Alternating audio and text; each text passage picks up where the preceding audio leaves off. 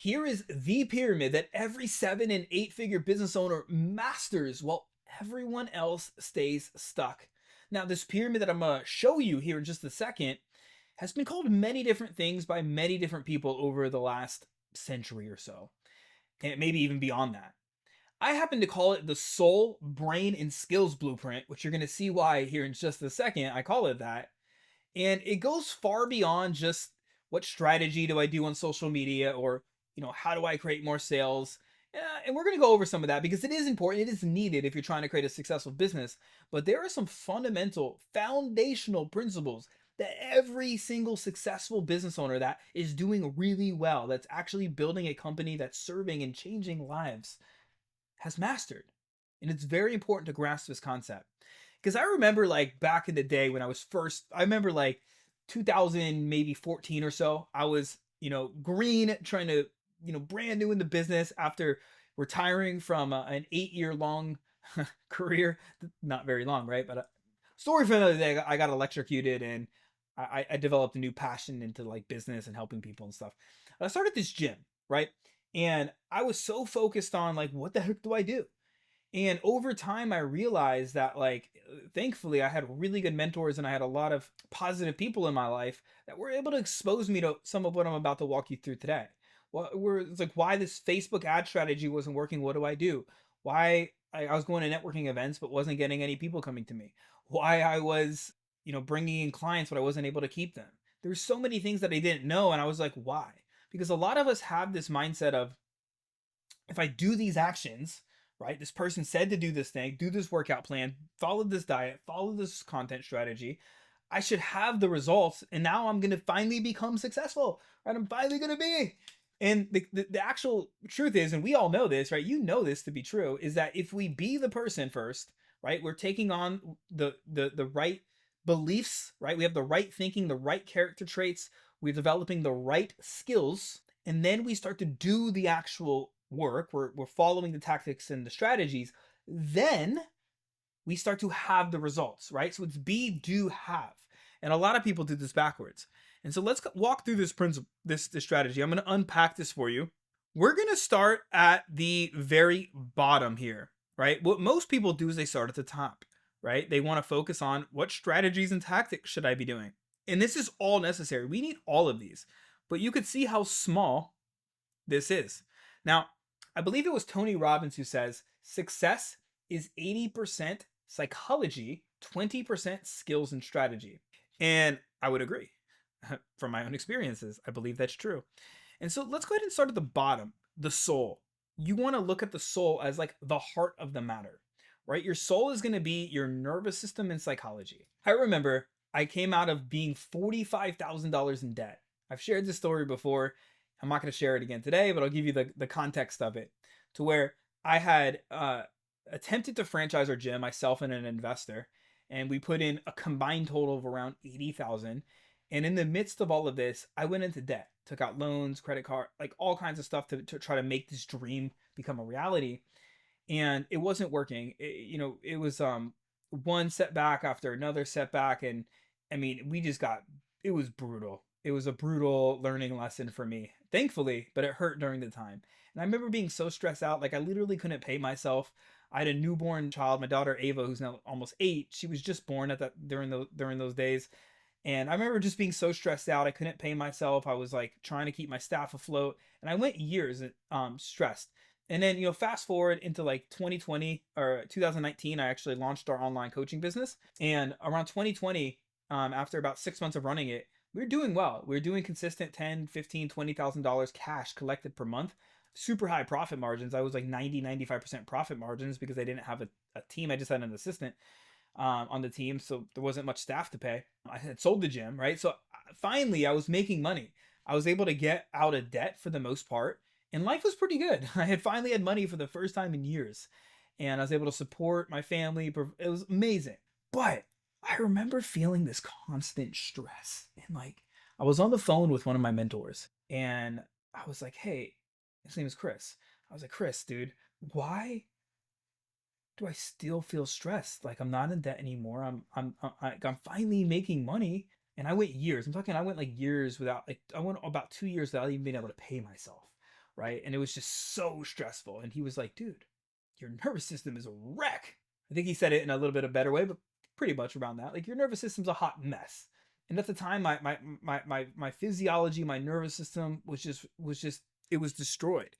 And so like really being able to learn how to actually master my physiology and to regulate my nervous system on a daily basis, it changed my life. And so I believe as entrepreneurs that we have to be able to do this for ourselves, right? So for me, I've taken on practices like meditation. I'm sure we've all heard it, but actually doing it. Breath work has been a game changer for me, right? Obviously exercise and all that stuff that we do, hopefully that you do, that's the key too. I'm always out there walking in nature. I have a polarizing routine that I do to where like I will physically polarize myself and detox my nervous system.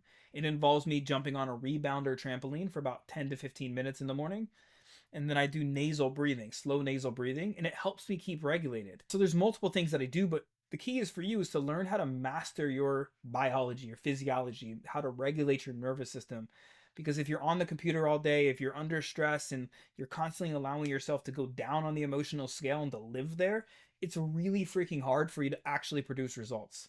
Now, I was able to make lots of money being stressed out and being anxious and being in fear, but it was like fighting an uphill freaking battle. So the more that you can get yourself to that place to where you're at least at the courage line, to where you're living with a regulated nervous system and you have some sense of mastery over your physiology, to the extent you're going to be able to create more money and success for yourself with more ease. So, secondly, we have the brain, right? The brain is going to be our head, our psychology, our personality, our beliefs and our thinking.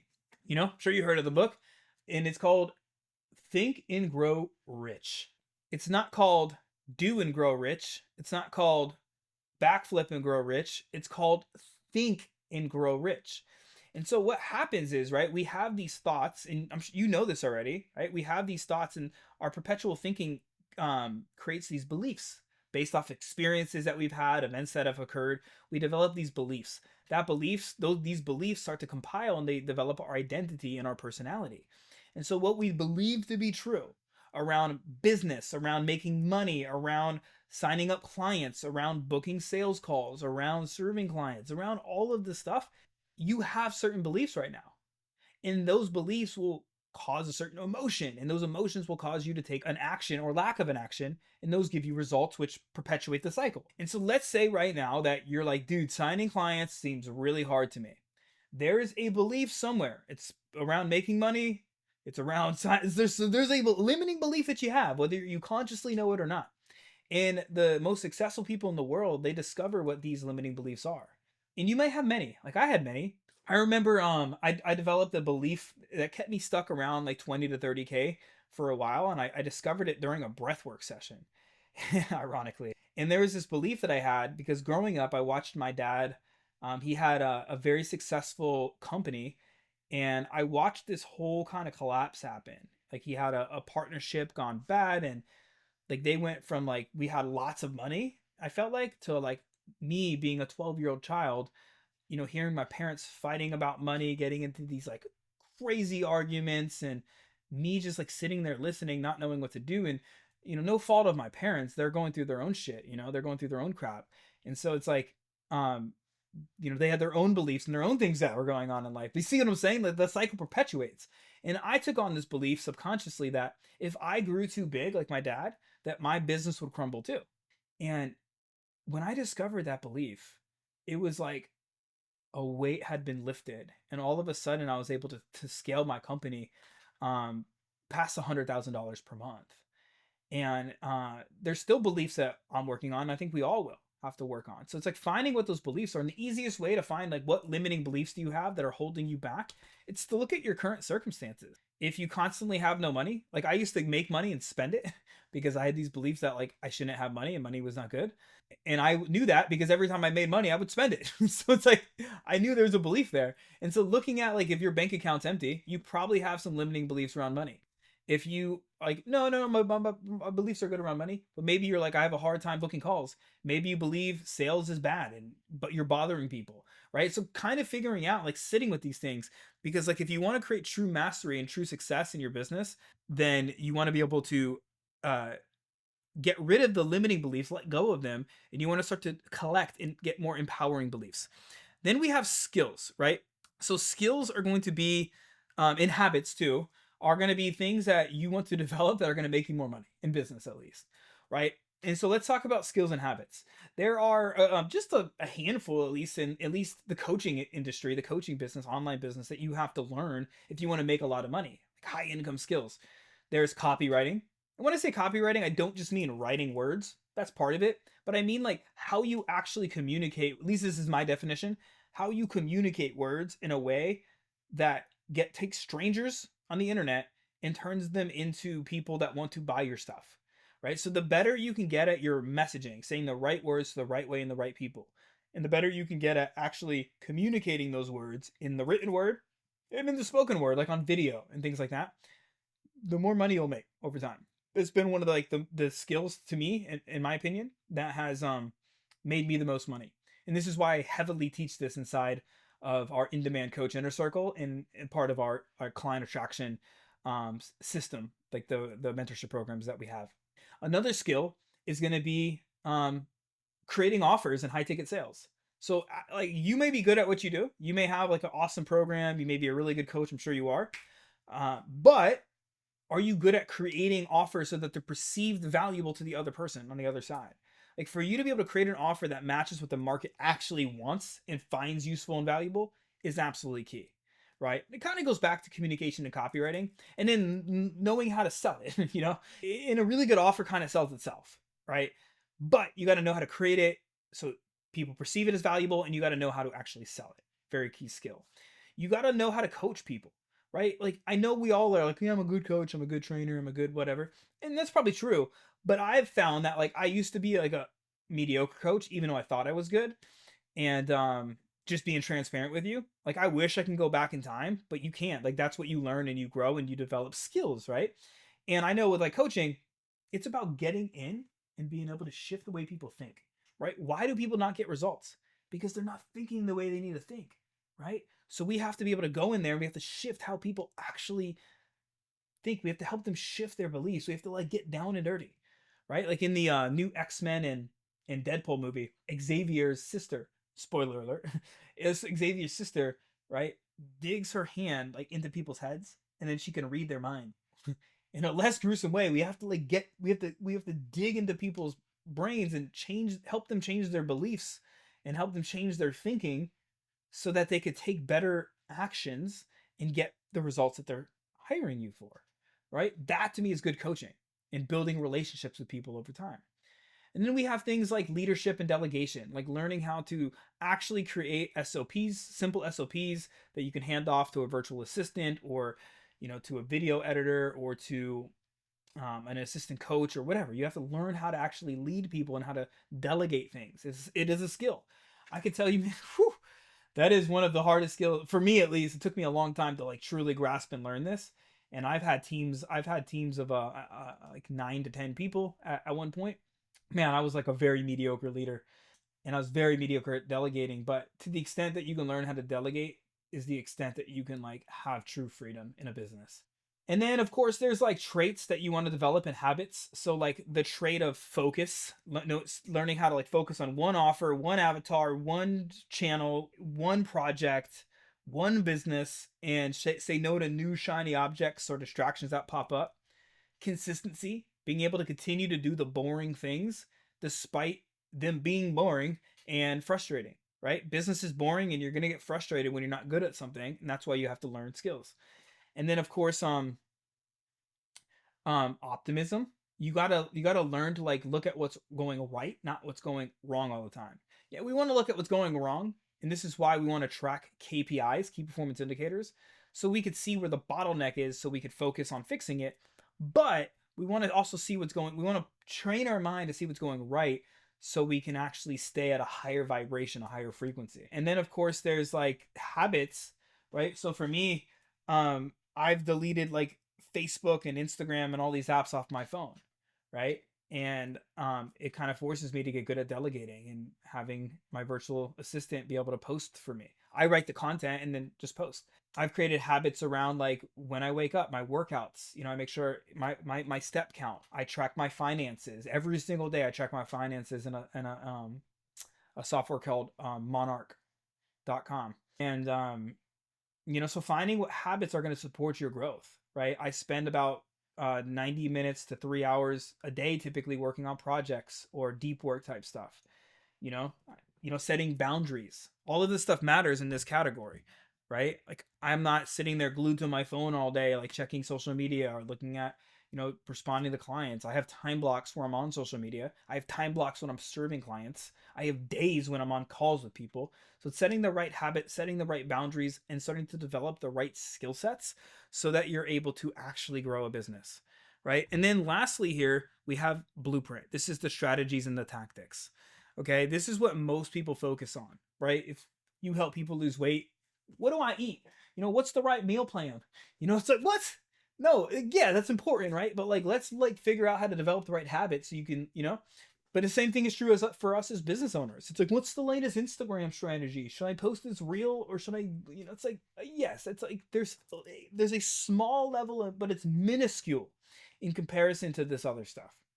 But when it comes to strategies and tactics, you want to know, you want to be able to have a really good content strategy. So something that I teach to my students, at least, and this is what I practice and do, is we have a content ecosystem. And I've done many videos and trainings on this, but we have a simple system to where we leverage, for me, I'm leveraging Facebook currently, plus email, plus YouTube. And then I have a content cadence that I go across those channels. So I'm posting on Facebook, I'm doing a mix of connection content, influence content, authority content, and conversion content. Connection content is like being able to share content that's going to be speaking to like my values, beliefs, lifestyle, maybe what I stand for, what I stand against. Influence content's where I'm shifting commonly held misconceptions or limiting beliefs or discrediting mistakes that my audience is making, and changing and shifting the perspectives into what I know to be true, the beliefs and the actions that work, right? Authority content's like showing social proof or introducing people to your unique mechanisms, giving them steps and insights, right? Conversion content's where you have like very specific content that's driving people with a call to action towards like a workshop or a masterclass or a lead magnet or a promotion or something like that, right? And then I'm sending my best content via email, and then I do about 1 to 2 YouTube videos a week, right? And I share those across email and social media too, so I get more reach on it. And that's it, right? And then every 2 weeks, I'm running a conversion content campaign where I take, I string together like 3 to 4 posts of conversion content with a direct call to action, and I'll run a masterclass every 2 weeks for free. And then 2 weeks later, I do a low ticket workshop where I'm inviting my audience who want to go deep, solve a problem for like $97. They can buy a ticket to a workshop, and I'm going deep there, right? So that's like strategy, that's like relatively straightforward. It just takes skill, right? And it takes all the other stuff to be able to master that. Sales, we do workshops and I do paid trials, and I call it value first conversion, right? So it's like, you get onto a call or you do a workshop and then you make an offer to people. It's like relatively straightforward to do. What limits people is they don't have the skill. So this is why like people struggle with their businesses, and why 7 and 8 figure business owners have actually mastered this stuff is like they don't focus on like the small, what Tony Robbins says, that's like the 20%. But like becoming that person, learning being able to shift your own beliefs around what's keeping you stuck, developing the skills, regulating your nervous system, that's what matters. That's what matters. And then the strategy and the tactics are relatively straightforward. And then from there, like you can look at the tale of like two different entrepreneurs, right? Let's just say we have Bob. Let's say Bob is and I have this hold on one second. All right. I just went and pulled this up for you.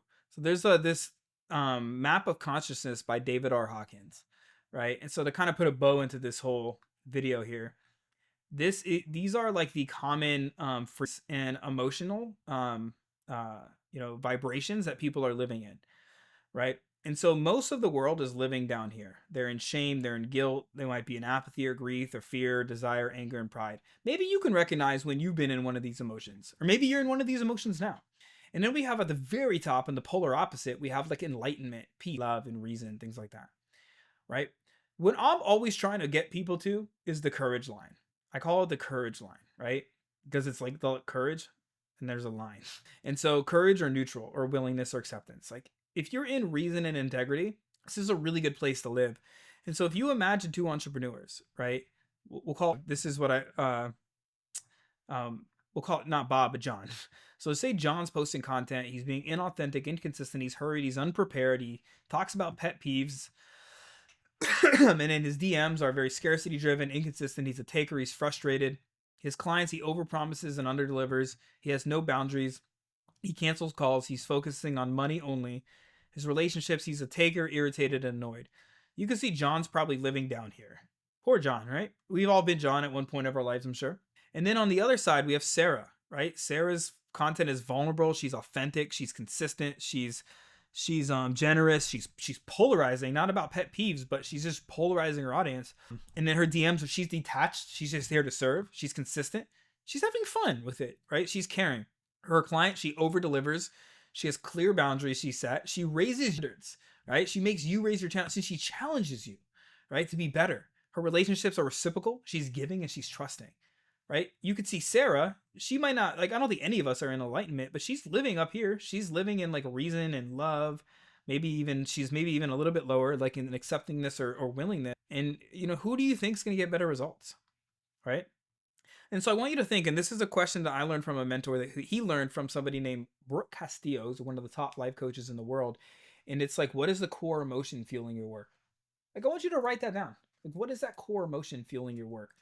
Because my friend, at the core of it, like when we can show up more as Sarah, right? And we can truly be able to master our nervous system and our physiology. We can start to shift our own thinking, our beliefs, and our thoughts. And I have some exercises that I give to my students in here. Maybe I'll do a whole different video on how to do this. It can be a very deep, long video. And then there's like, you're developing the right skills and the right habits and the right character traits. And then you're applying the strategies and tactics that are very abundant. Like you can learn these. Like I have mentorship programs where I teach people this. I have courses where I teach people this. You can look at YouTube. You can look at YouTube videos. I have so many YouTube videos personally. I'm sure there's many other creators that have these too. You can learn the strategies and tactics easy, but becoming the person that can execute on a high level, that's the work, my friend. So I hope you found this video extremely helpful and valuable. If you did, click subscribe so you don't miss out on any other videos that come your way. I would love to hear what resonated with you. Drop them in the comments. Don't just be a passerby or a random listener. Like, engage. If you engage with others, you'll get others to engage with you. So be the person that you need to be to succeed. Leave a comment down below. I'd love to hear what you have to say. Click like, do all the things. I would appreciate you on doing those things because it helps get more reach. And with that said, your message matters. Don't be afraid to speak it. As always, be seen, be heard, and be impactful.